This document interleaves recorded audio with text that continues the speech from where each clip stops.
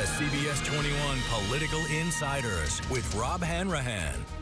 Welcome back. We're joined by our CBS 21 Political Insiders, Democratic strategist Joe Powers, in for Mark Singal, who is, well, we won't say where he is, but he's having a good time, and Republican strategist Charlie Giroux.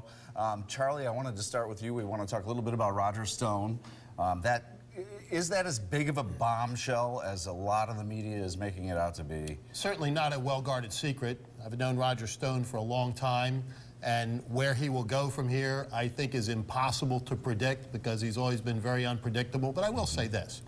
No matter what you think of him and the allegations against him, you have to ask yourself whether or not it was necessary to send in a police force bigger than the one that it took to apprehend Osama bin Laden, for crying out loud, under the cover of night with, guns blazing and helicopters hovering over top. Just the overreach on this thing has gotten out of hand. Joe, do you think the special counsel asked for that? I really don't know, but I will say about Roger Stone, he's kind of the Forrest Gump of political sleaze in the United States. Any scandal in the last 20 or 30 years, it seems like he's been in the middle of it. It will be interesting to see what he does going forward. It looks like he's trying to work a pardon from the president. We'll see if that actually happens. It seems like almost every time somebody gets arrested or indicted in this, Charlie, that the president and his team sort of turns their back on him. Michael Cohen's a good example. Papadopoulos a good example. There doesn't seem to be any hint of that happening with the president and Roger Stone. Not right now, but I don't want to predict where this thing's going to go because knowing Roger and knowing the president, it could go anywhere, and we just simply don't know. So Whitaker kind of, according to a lot of people, messed up when he said yesterday he thought the Mueller investigation was just about finished. Do you feel with the arrest of Roger Stone, Joe, that maybe it is getting closer? I mean, it's got to be getting closer, but how close is close? Close can be 6 months, close can be next month. Well, the grand jury has been extended for another 6 months, so I don't know how close is close, but there's still a lot of threads hanging out there, and we'll see how they tie up together. It's going to be fascinating when we finally see that report. The president now making the State of the Union next week instead of doing it today.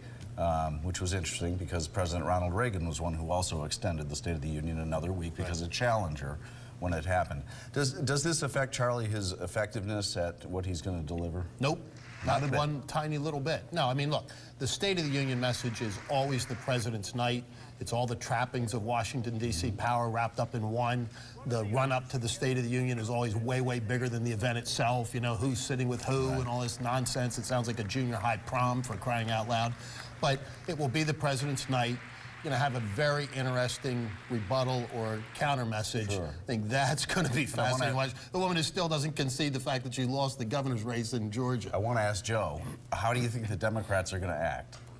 Well, I think they'll act politely but not enthusiastically, and I think it was a very good choice to have Stacey Abrams there to respond to the president. I think, yes, she nearly won that race in Georgia. She has now been fighting for voters' rights. That is going to be a big topic going forward in this congressional session. Yeah, because the voter suppression where you had more voters show up than any time in history.